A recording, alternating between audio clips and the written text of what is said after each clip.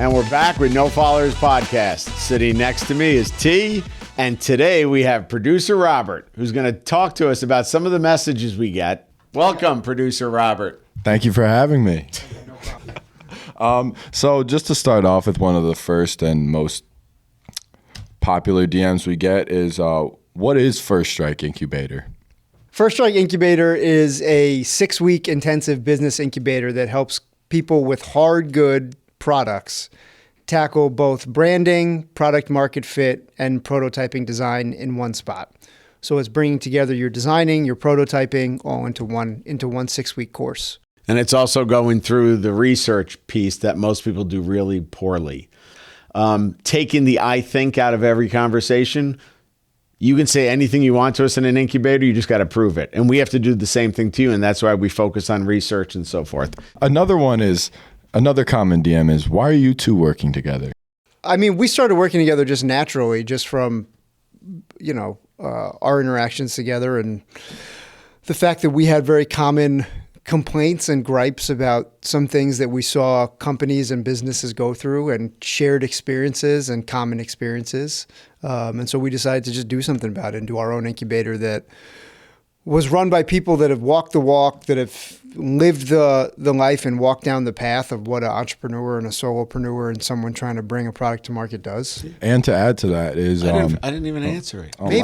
Maybe I answered so thoroughly. I think you did. You did a nice job, but you missed a few pieces. Why we work together. Okay, go ahead. I was going to fill in on that, but you can go Professor ahead. Robert. I was going to say that you guys both do business very well, and you both have great business minds, but you think differently, which is a big plus, because you look at the same thing and have two different opinions, and then can sit and talk about that and kind of figure out the problem and progress forward. So I think that's another good reason why you two are working together. But if you wanted to add anything else to that, well, you took my thunder on that one. Oh my goodness! I was going to say we have similar goals. We have definitely similar team philosophy. We have similar culture with anybody we work with, but we look at problems completely differently. And that's what I said, just better. Yeah.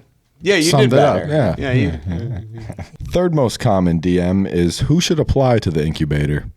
If you have a product idea, if you've already created a prototype, if you've already tried to manufacture it somewhere else, at the incubator level, we are not vetting you to go to market yet. We are vetting the product to try to find the right product market fit, to try to find the right and the fastest way to get it to manufacture.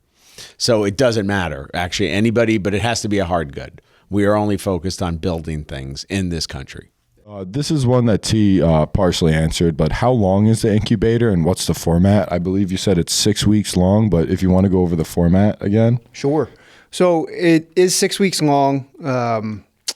It's a hybrid format between kind of like a classroom setting and meeting like on the shop floor, because we're trying to marry design and prototyping with the market feedback and the research feedback.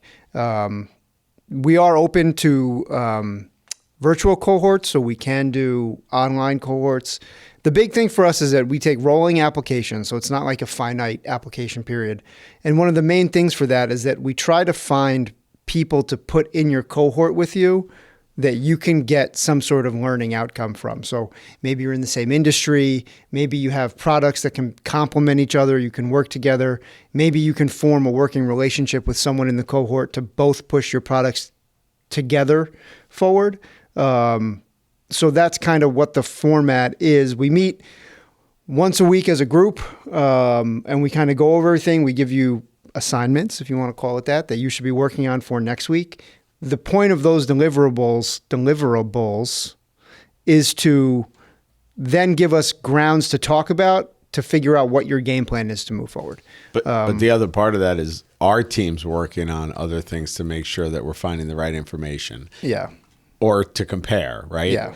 But the reason that we're in this room right now is because of the hybrid nature, and some of our newer members are not local. So we have to do everything through Zoom. Another popular DM is, how do you apply?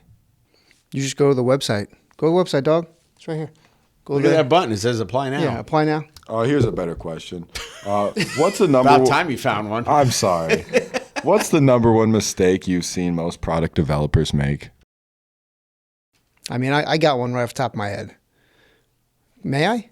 Is it okay? Why are you asking me for permission? I've gotten in a lot of trouble so far today. I'm not trying to get in more trouble. Producer Robert said you're doing great. So I think the number one thing is, as we say, we didn't coin the saying, but we use it all the time. The perfect is the enemy of the good.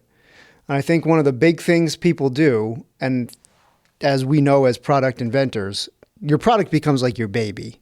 And so it's hard to say like, okay, it's done. And realistically, you're always going to be iterating on it. But the mistake is that you iterate and you try to perfect the design before getting user feedback. So for us, the big thing is you're definitely going to iterate on your design. Do it once you get user feedback on your prototype. So just to step back real quick, we draw a really broad line between three distinct phases of development. First is your proof of concept, and that's showing that your thing, your widget, your product works. Second is your prototype, and that's the thing that is closer to what you're actually going to bring to market, and that is something you can give to users to test and get feedback on, because they're going to bring things up that you may not even think about. Oh, it doesn't do this. I took it out of the bag and went to use it, and I thought I used it like this, but really you're supposed to use it like that. It informs how you package it, how you write the instructions, all that kind of stuff. Then your next step is your MVP, your minimally viable product. And that is something that you can actually take money for to sell someone. And that should be informed by what you learned from proof of concept and prototyping. And here's a good example of why we tackle it differently. I think the biggest thing you learn first in the incubator is to get rid of the worst words in any business. I think. We remove all that bias and assumption. We all make assumptions. You have to get off it very quickly. Most of the people coming in have a lot of assumptions about what their product's going to do, how it's going to work. All wrong because the market hasn't told them that. So I think the biggest thing from my perspective is to kind of get rid of that thinking and get into the prove it model. You can say whatever you want. You just got to back it up. How can First Strike Incubator help product inventors? Because we're better at it than you. I mean, can I? You can say that. I think we've made more. No, I think we've made more mistakes. So we're trying to mitigate those potholes that every inventor falls in, because we've already fallen in most of them. But the other thing is all of this is learned. Like you can read it in a book, you're not going to apply it. That's the biggest problem with theory.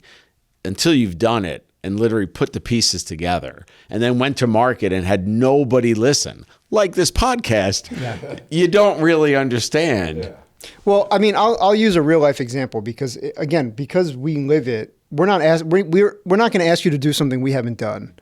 And so if you have prototype burnout or you're stalled or something like that, it's something we all deal with. And so the point is to bring you into a community that goes, we've dealt with this, we are dealing with it, we are here to deal with it with you, but more importantly, help you figure out either how to move forward or the harder question is if you shouldn't move forward. And that's but that's the inventor's decision anyway. Yeah. We've told people we're not taking you into this incubator. Doesn't mean that I think you should just give up on your dream. Yeah. But here's some real facts that you have to take with you now and change some of those assumptions. Well, not everyone wants to listen to either what the market's saying or, I mean, if you ask someone like, what mistakes have you made? And they go like, I think I did everything perfectly. Like that's problematic. Like I can tell you things I've done wrong, and I can too. That's offensive. And I want to draw a line and a distinction too when you talk about product design and development. Like I have a product in development that I've been working on for years. There's a difference between fine-tuning functionality and adding features and benefits. Some products have safety concerns, and it is my belief that it is irresponsible to launch a product that is unsafe. If you have investors, they may see that differently. Follow, like, subscribe, No Followers Podcast, First Strike Incubator, and we'll see you next time.